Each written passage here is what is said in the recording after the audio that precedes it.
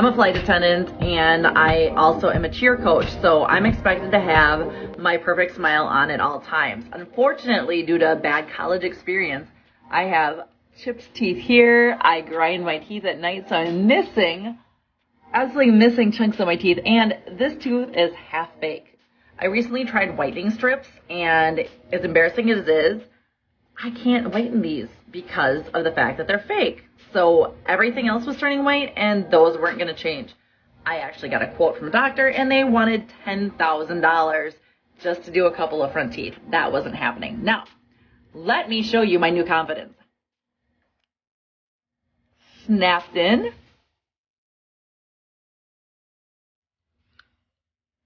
Snap in number 2.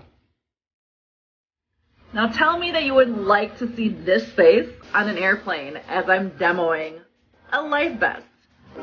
I snapped them in, you heard those clicks, and look.